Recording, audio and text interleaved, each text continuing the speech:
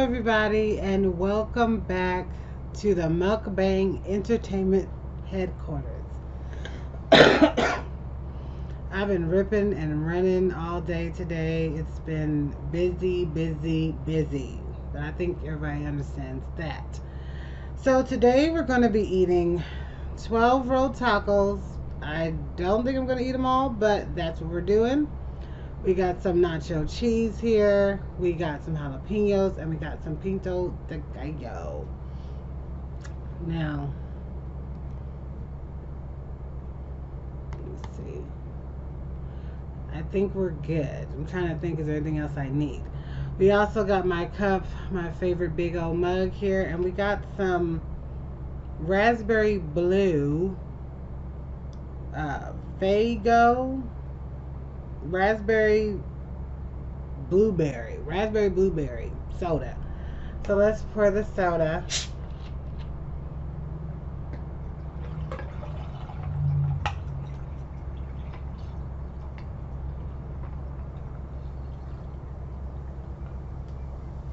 Mmm. I just love that sound. Okay. So the movie that we're going to be reviewing here today is called The Wolfman. It's starring Anthony Hopkins and Benicio del Toro. And he's played in a few things. I just can't name it off the top of my head, but he's played in a few entertaining films. So, without further ado, let's get into the movie. First, gonna eat a taco.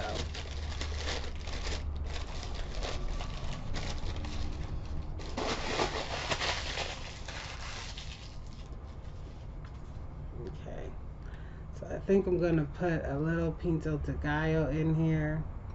I'm just gonna use my hands. They're clean, you guys, so don't worry.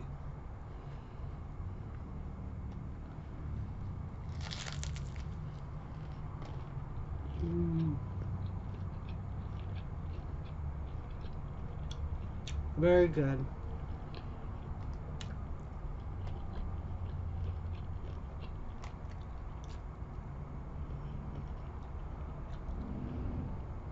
I have to have jalapenos when I have this.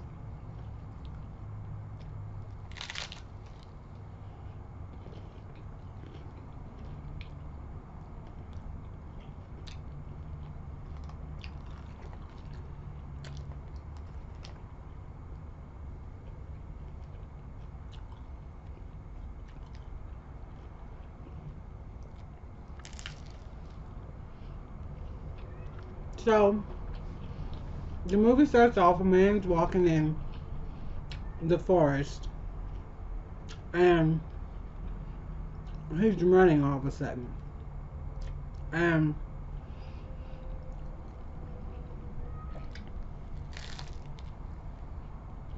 and he's running from, they just instantly show you this Wolfman. The feet, the hands. So he's running, and this thing is scratching him up left and right.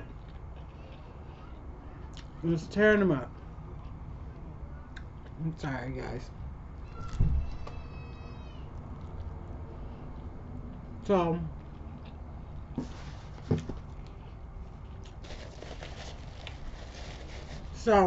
basically, that was it.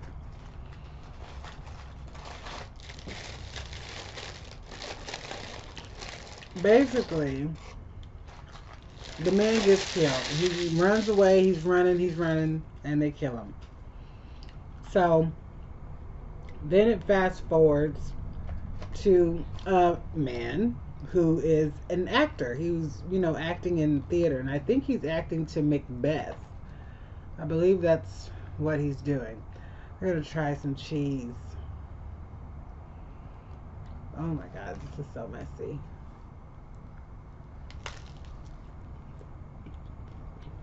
Mmm. Oh wow.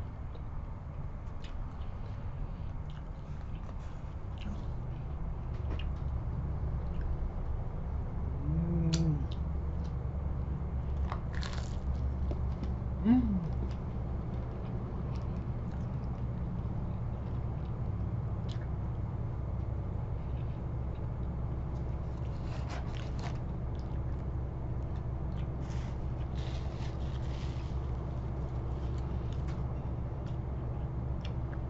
Wait 1 second, you guys. Okay, you guys, I'm sorry. My cat was trying to come out here and do all kind of ruckus, I'm telling you. So, he's acting. He's doing a good job. He gets a standing ovation. So, he's in the back. Um, you know, everybody's giving him his kudos. And a young lady steps in and asks for him. And he first is like turning her away.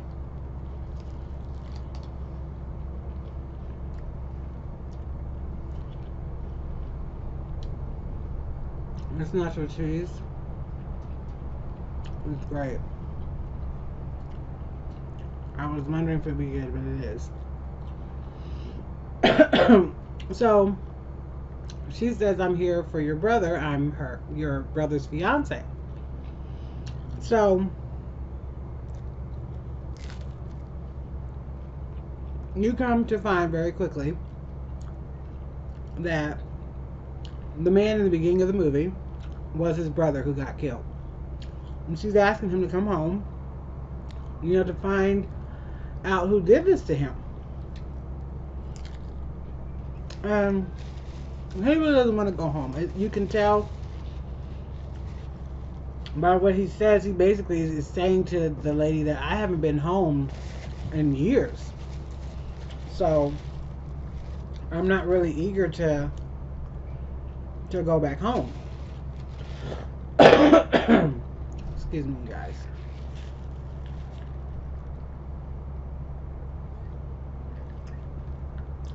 Wow, this tastes really good. It tastes like almost like a blue Slurpee. If any of you guys have 7-Elevens around you.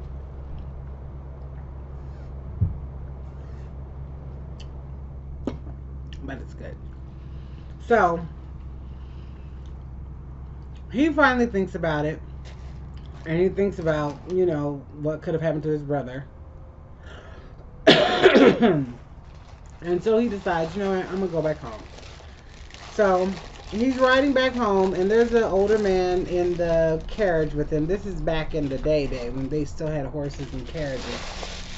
So he's riding with this man, and the man is basically, telling him he thinks he's there to see his mother. And the young actor son, he lets him know, oh, my mother, she passed away, when I was really young.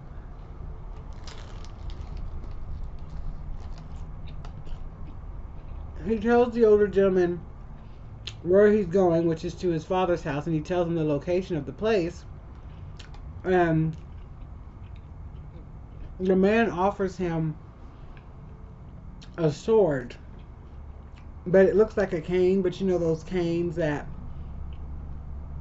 basically turn into a sword when you pull it out. So he offers this to him. I thought that was interesting because I'm like, well, he must have heard of the place where he's going and was like, oh, you may need this. So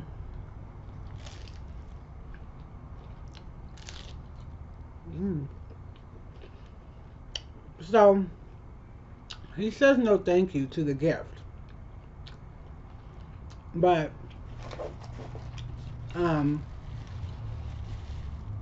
the man, when he falls asleep on the carriage ride, and when he wakes up, the man is gone and the cane is there. So the man must have been like,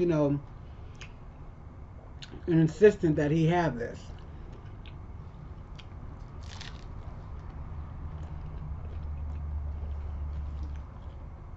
So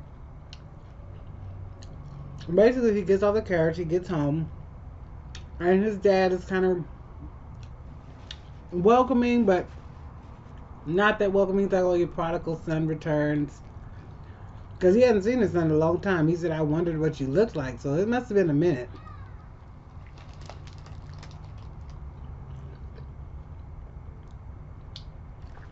Now,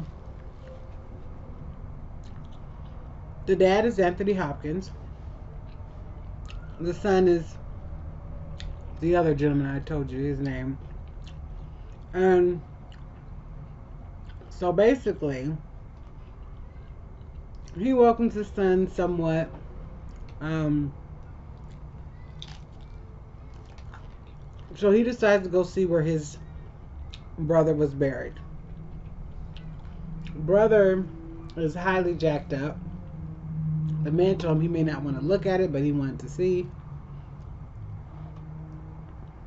And the man had, his brother had like this token on him that he thought was kind of curious. He was like, I wonder what this is. It was almost like a kind of a religious coin that he had on his person. So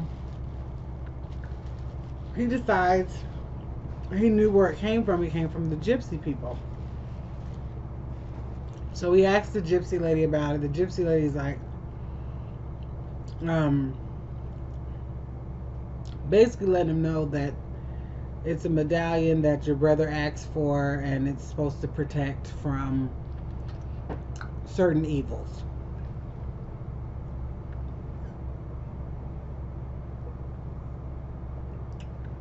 This is so good. And I'm getting a little full, but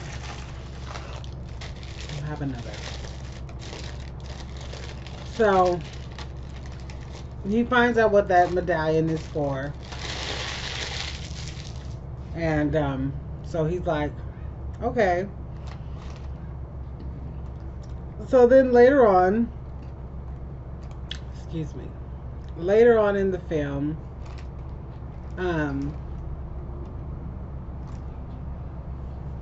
the he goes to like a bar, a tavern, whatever you would call it. So he goes there.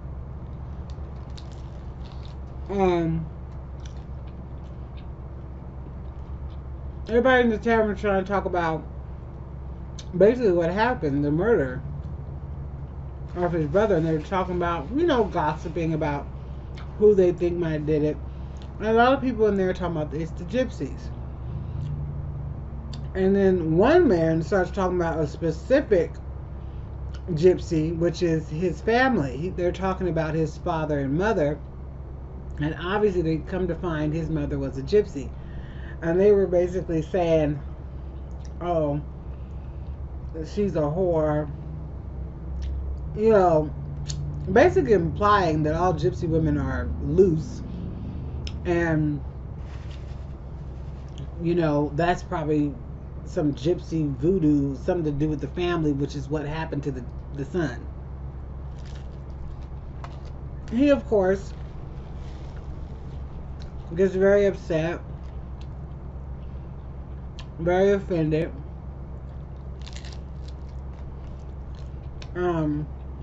He's hearing this, and he goes up to the man and throws a drink in his face and goes off on him, basically.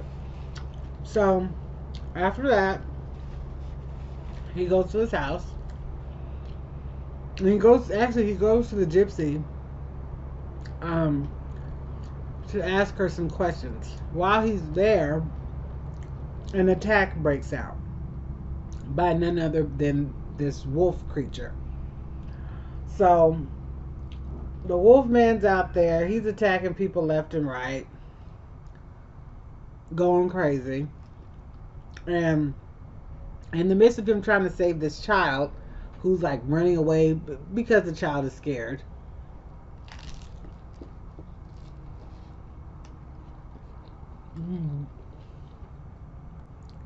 oh my god. Because the child is scared, he gets bit. The gypsy woman takes him back to her home, and she begins to sew him up. And some of the other gypsies are like, "Well, you should just let him die because you know he's cursed." And she's like, "I'm not gonna let a person die. He's still a man." So they heal him up. He goes back home to rest. The doctor's like, he may not be able to use his arm again because he bites him right on the neck and it's pretty deep. So the doctor's thinking he's going to be like halfway crippled if he ever fully heals. But within the next day or two, he's fully healed. I'm like, dang, I know some heal faster than others, but not like that. So the doctor came to check on him. And he was shocked, of course. But there's nothing he could say or do. He's like, well, he looks like you're having a full recovery. So later on, a detective who was the same detective, I guess, in that time period who was trying to find Jack the Ripper,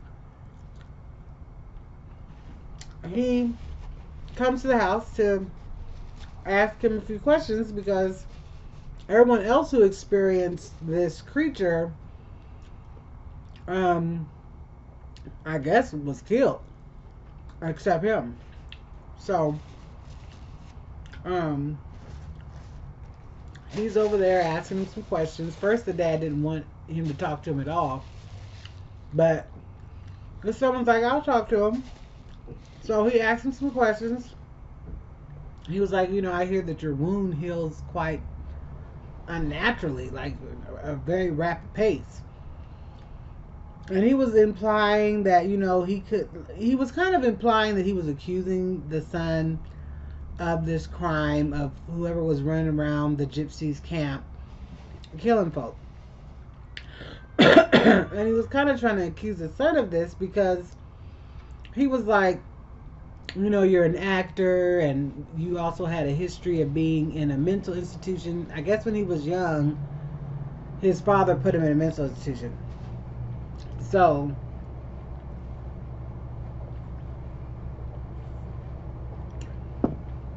clearly, the man, of course, did not appreciate him implying that.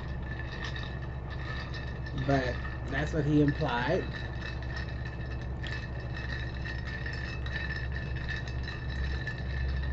So basically, he said, "Well, can I have someone come and examine you?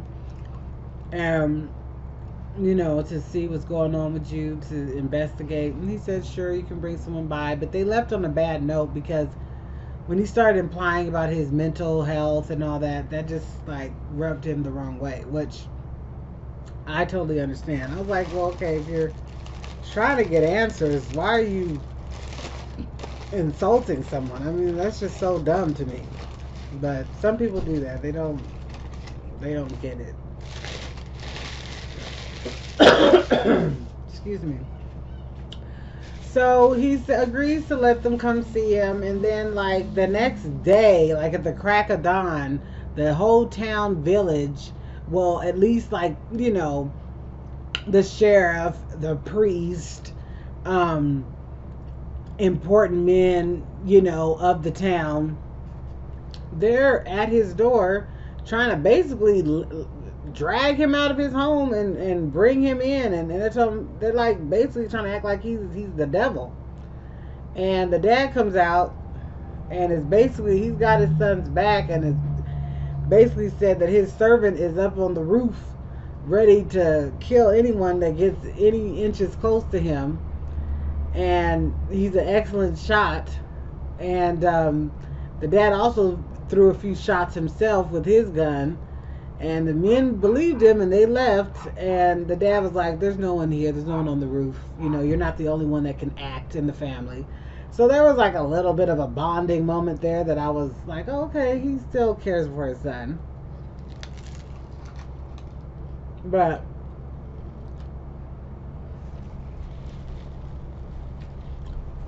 so His dad told him to be careful because, well, people in this town, they're very superstitious and they want to blame you for this because you're back home.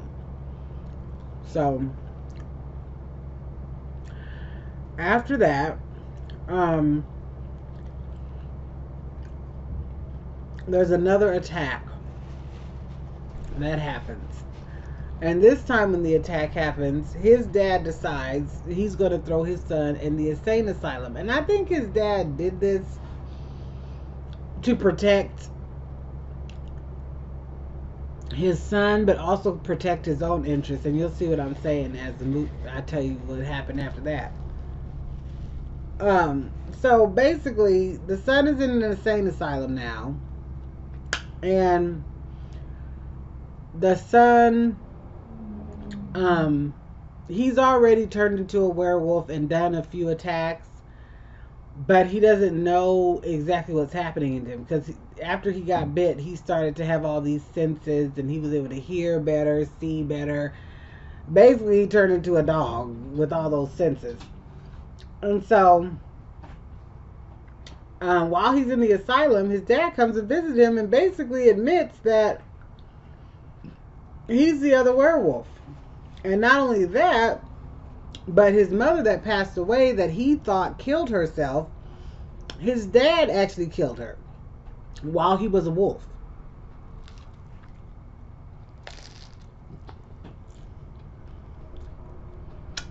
My God. So his dad leaves him a razor to kill himself. I'm like, dang. What kind of daddy is this? That's what he does. So after that, they have this werewolf guy, the son, in the insane asylum. And they're doing like this big board meeting, like, exam of him. And while they're doing this, the full moon is rising. And he starts to turn. And he turns. And he tears up everybody in that room. I'm like, if I was in that room, especially, I would have been at the door. He would not have had to do too much turning for me to be like, okay, no. This is not natural. This is not normal. There's no scientific thing you can explain for this. This is what it is. He's turning into something. And I'm not going to wait to see how far it goes. No. So everybody gets killed. He ends up running down the streets of I think London. I think that's where he's at. Or no, he's not in London. He's in some some European country area. So he's running up and down streets. And the detective who was on the Jack the Ripper case, he's gathering all the police and they're trying to shoot him, but they can't shoot him. He's jumping off of walls, buildings, just all over the place. They can't keep up with this guy.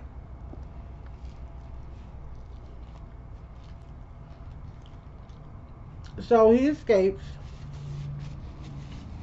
and he wakes up in some alley on the street. And the guy is like in shock when he wakes up because he's like, oh my God, he's got blood all over him, dried up blood. He's looking crazy. So he meets up with his brother's fiance, the one that asked him to come. And you can tell they have some chemistry. You know, they're liking each other. They're, feeling each other. And they're at this, like, antique store or something.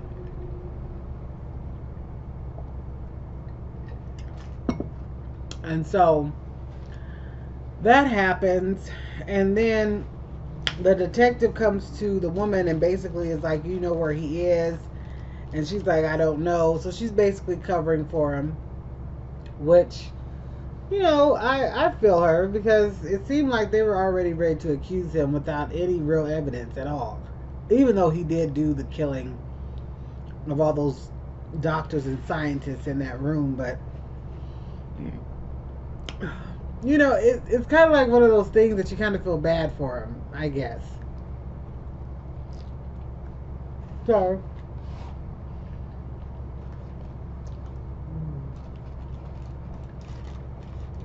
these tacos are good. Um,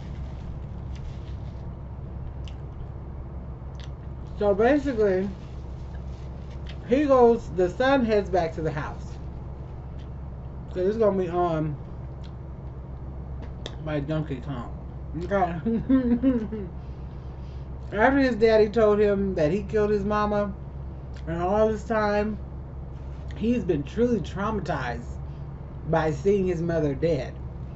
And he thought she killed herself. Now I know you killed her? Oh no, Dad. Like, I care about you, but you wrong. So he goes to the house to kill his daddy. His daddy and him are having this little chit chat, walking around the room. And then the full moon comes up, and they both start turning, and they start thumping. Okay, it's a real thump. They break in everything in the house. Flames are flying because of a fire. Something caught on fire because he knocked over a lamp. And they thump him. But the son does beat him. The dad was taking him down, but the son beat his father. Beat his father down. I was like, wow. He knocked his head off with his hand. I was like, dang. I mean, I always told my husband, like, if you could choose, and I want to ask you guys out there, if you guys could choose between turning into a werewolf or a vampire, which one would you choose? Now, if you don't watch a lot of werewolf or vampire type films, you may not understand the benefits and the perks of certain type of vampires or werewolves. I always say I'd be a werewolf because I enjoy the fact that you're still human to many degrees. You just turn into this creature. Sometimes it's because of the full moon. And then sometimes you can, depending on the situation or what werewolf story we're talking about, you can turn at will whenever you want. So, I don't know. I always pick the werewolf because I just find it to be more enjoyable to me of a life than drinking blood and only being able to come out at night. Like, your life is really highly altered, it seems like, as a vampire. Whereas a werewolf, you can still, for the most part, keep your normal life. But anyway, so the son kills his dad, and then the girl comes because she wants to save him. She wants to see if she can save him. But she did bring a gun that had some silver bullets. And so she sees him after he kills his father, and he's still a wolf, and she's trying to talk to him. She's like, Torrance, it's me, and he's looking like he wants to kill her. So she realizes he's not really listening or taking heed to what she's saying, and so she runs, and of course he takes off after her. While she's running, the detective shows up and sees what's going on, so he starts chasing after her. So she's running away from the werewolf is running after her, and the detective is running after, I think, the werewolf. That's who he's running after, because he's at the end of the line. So basically, she's running, and she gets to the edge of this cliff. Oh my God, my taco just... This is the thing about these tacos. It's like, sometimes they just fall apart no matter if you had them too long.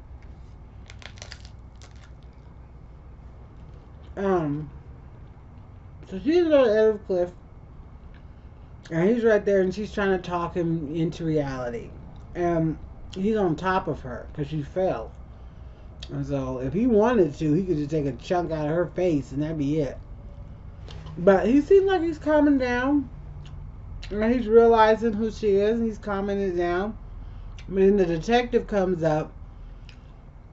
And he snaps back into who he is. And she grabs the gun and she realizes, I have to kill him. And so she shoots him. Because he was about to go crazy again. And mind you, she's laying on her back in the midst of this creature's anger, or whatever you want to call it. He probably wasn't angry. It's just probably how he is. So she shoots him, and she's crying because, you know, she loves him. And he turns back into a man. And, oh my God. This is ridiculous.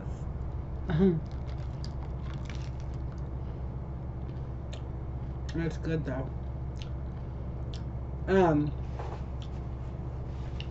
He turns back into a man, and he tells her, thank you, you know, I'm free. She's just brokenhearted.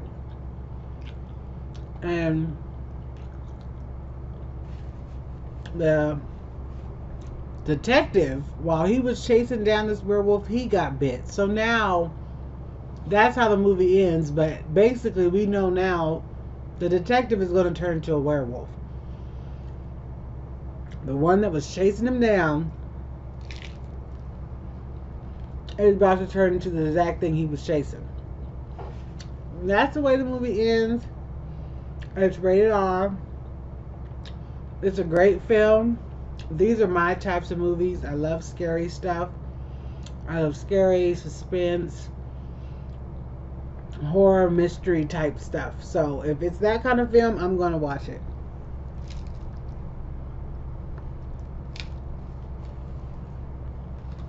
So,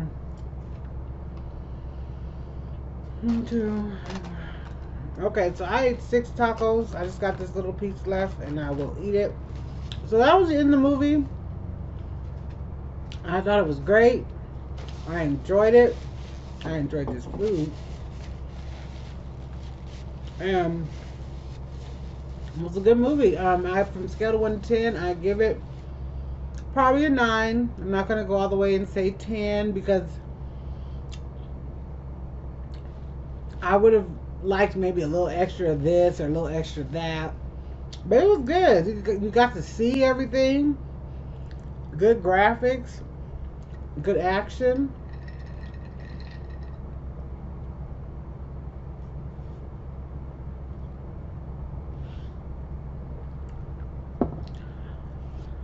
Whew. Okay.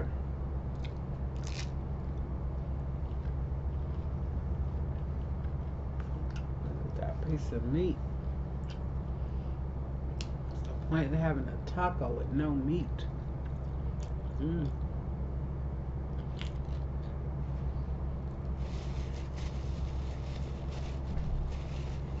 So I hope you guys enjoyed it. Meet me back here tomorrow. More food, more movies. And let's just enjoy ourselves, you know. Watch a movie, talk about the movie. I liked it. Great film. And I hope you guys join me tomorrow for the next film that we're going to be watching. Please like, comment, subscribe, share. And with that being said, have a good day, and I'll see you next time. This is Jessica Marie. Oh, wait a second.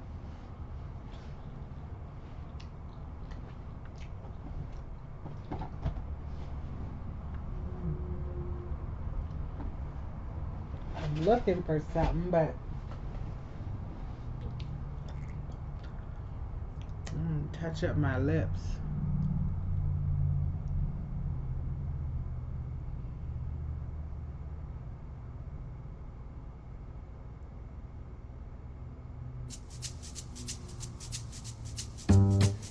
I can't say goodbye with lipstick gone. Okay. Without further ado, this is Jessica Marie. This is your Mukbang Entertainment Headquarters, and I'll see you next time. Bye, you guys.